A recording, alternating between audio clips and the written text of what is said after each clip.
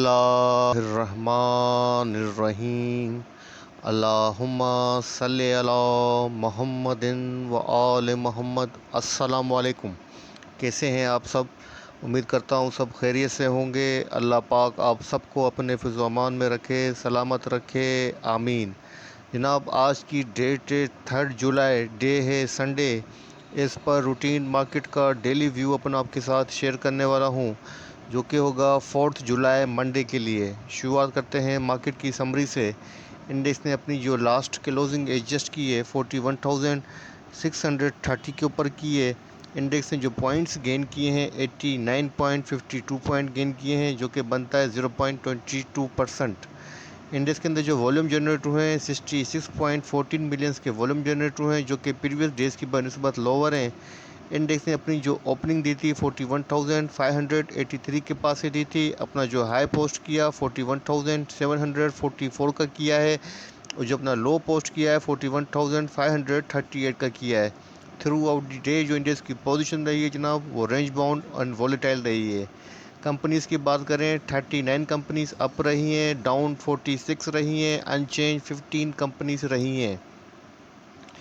Top point contributors की बात करूँ जनाब, तो एडवांसर में नंबर 1 पे BHL है, जिसने इंडेक्स के अंदर 32.8 किए हैं। उसके बाद ईफर्ट है, जिसने 31.8 किए। FFC ने 31.8 किए। MCB ने 22.8 किए। MEBL ने 20.8 किए हैं। उसके बाद डिक्लाइनर की बात करें, नंबर 1 पे लकी सीमेंट है, जिसने 18 पॉइंट डिक्लाइन किए। OGDC ने 10 पॉइंट डिक्लाइन किए हैं। KEL ने 9 पॉइंट डिक्लाइन किए। एंगरो ने 8 पॉइंट डिक्लाइन किए। PPL ने 8 पॉइंट डिक्लाइन किए, तो साथ दिया है ATRL, DGKC, सेल वगैरह ने। बात करते हैं वॉल्यूम डे स्टॉक्स की। नंबर 1 पे AGL है, जिसने ₹6.54 के ऊपर अपनी क्लोजिंग एडजस्ट की है। नेगेटिव रहा है 1.65%। सेकंड नंबर पे NL है जनाब, जिसने ₹10.80 के ऊपर अपनी क्लोजिंग एडजस्ट की है। पॉजिटिव रहा है 5.06%। थर्ड नंबर पे GTEC है जनाब, जिसने ₹8.66 के ऊपर अपनी क्लोजिंग एडजस्ट की है। पॉजिटिव रहा है 2.36%। उसके बाद TPLP है जनाब, जिसने ₹20.21 के ऊपर अपनी क्लोजिंग एडजस्ट की है। पॉजिटिव रहा है 0.25%। उसके बाद हम नेटवर्क है, जिसने ₹6.82 के ऊपर अपनी क्लोजिंग एडजस्ट की है। नेगेटिव रहा है 4.21%। मीटिंग का शेड्यूल है, चेक कर लेते हैं। जस्ट सिंगल कंपनी है सर्ल, जिसकी बोर्ड मीटिंग है जनाब थ्रू वीडियो लिंक 11 AM के ऊपर। और मीटिंग का जो एजेंडा है, अप्रूवल दी फाइनेंशियल बजट है। 30 जून की जो इनसाइडर ट्रांजेक्शन है वो चेक कर लेता हूँ जनाब। नंबर 1 पे जो है मोडेम है, तो इसके अंदर बाइंग हुई है जनाब तकरीबन 2000 शेयर्स की ₹6.65 की प्राइस के ऊपर। सेकंड नंबर पे हमारे पास जो ट्रांजेक्शन शो हो रही है जनाब, वो पैकेजेस की है। इसके अंदर भी बाइंग हुई है, और 700 शेयर्स की बाइंग हुई है 395 की प्राइस के ऊपर। थर्ड नंबर पे जनाब हमारे पास OML है, इसके अंदर भी बाइंग हुई है 26,000 शेयर्स की ₹16.65 की प्राइस के ऊपर। और इसके बाद जनाब जो ट्रांजेक्शन शो हो रही है वो MRNS की है, तो इसके अंदर भी बाइंग हुई है 78,000 शेयर्स की ₹38.23 की प्राइस के ऊपर। और इसके बाद जनाब जो मुझे ट्रांजेक्शन नज़र आ रही है वो EFUL की है, बाइंग हुई है, और 1,25,000 शेयर्स की बाइंग हुई है ₹205.85 की प्राइस के ऊपर।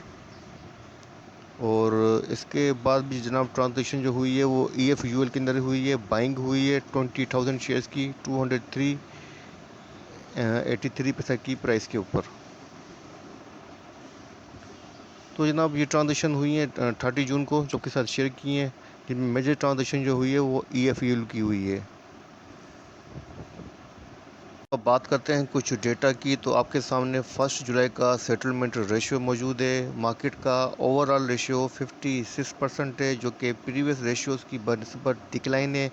जो लास्ट रेशियो था वो 66% था, और जो ये अभी नेक्स्ट जो रेशियो आया है वो 56% आया है। और 60 से बिलो रेशियो है, 50 से अबव है, तो एक एवरेज रेशियो है। जिस कंपनी का सबसे अच्छा रेशियो में नज़र आ रहा है 66% ईफर्ट का है। उसके बाद 60% TRG का है, और इसके बाद जनाब 53% ATL का अच्छा रेशियो है, 51% SNGP का है, और 54% HBL का है। सबसे कम रेशियो PRL का 39%, HGL का 39% नज़र आ रहा है और TPLP का सबसे कम रेशियो 24% है। अच्छा जनाब, आप बात करते हैं 1 जुलाई के FEP डेटा की। तो आपके सामने फॉरेन इन्वेस्टर की जो नेट पोजीशन है वो बाइंग के ऊपर है। 0.46 मिलियन की बाइंग की है। फॉरेन कॉरपोरेट्स ने 0.52 मिलियन की बाइंग की है। और जहां इनकी बाइंग मुझे नज़र आ रही है जनाब 0.46 मिलियन की, वो टेलीकॉम के अंदर नज़र आ रही है और 0.15 मिलियन की बाइंग नज़र आ रही है फूड सेक्टर के अंदर। और इसके बाद हम बताएं लोकल डेटा का। लोकल डेटा में नंबर 1 पे आते हैं इंडिविजुअल की नेट पोजीशन हस्ब मामूल बाइंग के ऊपर है। 0.76 मिलियन की नेट बाइंग की है। जहां उन्होंने अच्छी बाइंग की है जनाब वो की है 0.6 मिलियन की टेलीकॉम, फूड सेक्टर के अंदर और सीमेंट सेक्टर के अंदर। इसके बाद इनकी जो सेलिंग है जनाब, अच्छी सेलिंग वो ऑयल एंड गैस मार्केटिंग के अंदर है 0.16 मिलियन की। इसके बाद हम बता कंपनीज़ का। कंपनीज़ की नेट पोजीशन जनाब बाइंग के ऊपर है। 0.13 बिलियंस की नेट बाइंग की है। और जहां इनकी बाइंग नज़र आ रही है बैंक्स के अंदर नज़र आ रही है 0.16 बिलियंस की, और सेलिंग नज़र आ रही है टेलीकॉम के अंदर। इसके बाद नंबर आता है बैंक्स का। बैंक्स की नेट पोजीशन जनाब बाइंग के ऊपर है। 0.65 बिलियंस की नेट बाइंग की है। और जहां अच्छी बाइंग की है बैंक्स ने, बैंक्स के अंदर ही की है 0.14 बिलियंस की। इसके बाद नंबर आता है जनाब म्यूचुअल फंड का। म्यूचुअल फंड की नेट पोजीशन सेल के ऊपर है। 0.40 बिलियंस की नेट सेल की है। जहां अच्छी सेलिंग की है 0.15 बिलियंस की, वो बैंक्स के अंदर की है। और जहां बाइंग की है 0.18 बिलियंस की, वो की है ऑयल एंड गैस मार्केटिंग के अंदर। इसके बाद नंबर आता है अदर्स इंस्टीट्यूट्स का। तो जनाब अदर्स इंस्टीट्यूट्स की जो नेट पोजीशन है वो बाइंग के ऊपर है। 0.36 मिलियन की बाइंग की है। इसके बाद नंबर आता है ब्रोकर्स का। ब्रोकर्स की नेट पोजीशन सेल के ऊपर है। 0.23 बिलियंस की नेट सेल है। इसके बाद नंबर आता है जनाब इंश्योरेंस कंपनीज़ का। तो इंश्योरेंस की नेट पोजीशन सेल के ऊपर है। 1.72 मिलियंस की इन्होंने नेट सेल की है। जहां इन्होंने अच्छी सेलिंग की है 0.35 मिलियंस की, वो की है टेलीकॉम के अंदर, फूड सेक्टर के अंदर और बैंक्स के अंदर। अच्छा, मोस्टली लोकल प्लेयर जो है वो तकरीबन बाइंग के ऊपर हैं। आप देख सकते हैं इंडिविजुअल्स, कंपनीज, बैंक्स और अदर्स इंस्टीट्यूट्स तमाम के तमाम जो हैं वो बाइंग के ऊपर हैं। और फॉरेन इन्वेस्टर भी जो हैं बाइंग के ऊपर हैं। अब आप बात करते हैं ओपन इंटरेस्ट डेटा की। तो आपके सामने 1 जुलाई का ओपन इंटरेस्ट डेटा मौजूद है टॉप 10 फ्यूचर कंपनीज़ का। तो यहाँ पर आप देख सकते हैं कि जनाब जो ओवरऑल डेटा है वो डिक्लाइन हुआ है 0.3%। प्राइस जो है वो इंक्रीज़ हुई है क्योंकि इंडेक्स ने क्लोजिंग अपनी पॉजिटिव दी है, लेकिन जो डेटा है वो बाइंग को सपोर्ट नहीं कर रहा है। और जिस कंपनी के अंदर सबसे ज़्यादा मुझे चेंज नज़र आ रहा है ATL के अंदर 9.3% इंक्रीज़ हुआ है। ATL की प्राइस भी डिक्रीज़ हुई है, शॉर्ट पोजीशन को इंडिकेट कर रहा है। उसके बाद 5.6% जनाब इंक्रीज़ हुआ है OGDC का। तो OGDC की प्राइस भी डिक्लाइन हुई है, इसका मतलब शॉर्ट पोजीशन को इंडिकेट कर रहा है। और इसके बाद अगर हम बात करें तो जनाब यहाँ पर -2.5% जनाब डिक्लाइन हुआ है TRG के अंदर। TRG को फॉलो नहीं किया इसलिए कुछ कह नहीं सकता। बाकी ओवरऑल डेटा है जनाब आपके सामने है 0.3% डिक्लाइन हुआ है।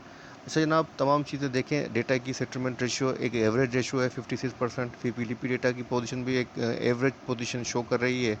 और यहाँ पर जो ओपन इंटरेस्ट डेटा की पोजीशन है वो वीकनेस को शो कर रही है। इसका मतलब है अभी पोजीशन न्यूट्रल ही है।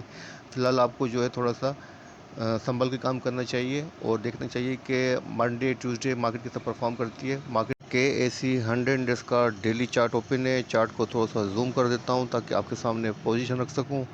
तो जनाब यहाँ पर आप देख सकते हैं कि AC 100 इंडेक्स जिस लेवल के ऊपर ट्रेड करता हुआ नज़र आ रहा है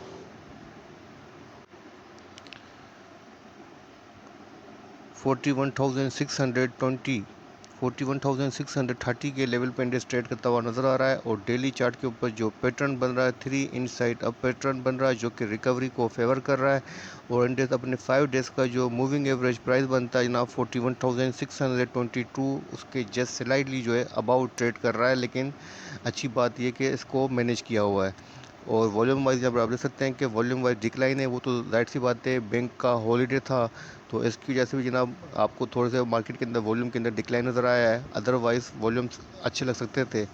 बहरहाल मंडे को, ट्यूसडे को और मज़ीद जो है हमें क्लियरेंस मिल जाएगी। लेकिन फ़िलहाल जो इंडेक्स की पोजीशन है डेली चार्ट के ऊपर काफ़ी अच्छी है और स्टेबल है। लेकिन अभी तक इंडेक्स के पास जो फर्स्ट रेजिस्टेंस है वो अभी तक बरकरार है। 41,854 की फ़र्स्ट रेजिस्टेंस है, इसको अभी तक इंडेक्स ने ब्रेक नहीं किया। सेकंड जो बनती है 42,069 की है, जो कि एक मेजर रेजिस्टेंस होगी। और अगर सपोर्ट की बात करें तो जनाब फर्स्ट सपोर्ट 41,391 की है और जो सेकंड सपोर्ट है जनाब वो 41,119 के अराउंड है। RSI MACD को चेक कर लेते हैं। तो जनाब RSI आपके सामने है, 45 RSI है। डेली बेसिस के ऊपर 45 RSI एक वीक RSI है। अगर MACD की पोजीशन चेक करूँ तो जनाब आपके सामने है, MACD की पोजीशन फ्लैट है, जो कि रेंज बाउंड पोजीशन को इंडिकेट कर रही है। कोई स्ट्रॉन्ग जो है वो हिस्टोग्राम के अंदर जो हमें ब्रेकआउट नज़र नहीं आ रहा है, मतलब फ्लैट पोजीशन शो कर रही है कि इंडेक्स जो एक रेंज बाउंड पोजीशन के अंदर ट्रेड कर सकता है। तो जनाब तमाम चीज़ें देखने के बाद मैं तो यही कहूँगा कि अभी तक जो मार्केट की पोजीशन है वो न्यूट्रल है और इन्वेस्टर और ट्रेडर जो है अभी तक जो है वो थोड़ा सा काशियस अप्रोच अपनाते हुए काम करते हुए नज़र आ रहे हैं। और फ़िलहाल जो है हमें भी जो है इंडेक्स के साथ यही अप्रोच अपनानी चाहिए, स्टॉप लॉस लगाना चाहिए। स्ट्रेटजी आपके पास यही होनी चाहिए कि 41,400 के बिलो आपको बाइंग नहीं करनी है। अगर अवरली बेसिस के ऊपर इंडेक्स 41,400 के बिलो ट्रेड करे तो बाइंग नहीं कीजिएगा। और अगर 41,400 700 41,700 को सस्टेन करे तो अपनी पोजीशन होल्ड कीजिएगा और मज़ीद बाई भी कर सकते हैं। ठीक है जनाब, तो ये था इंडेक्स का छोटा सा व्यू आपके साथ शेयर किया है।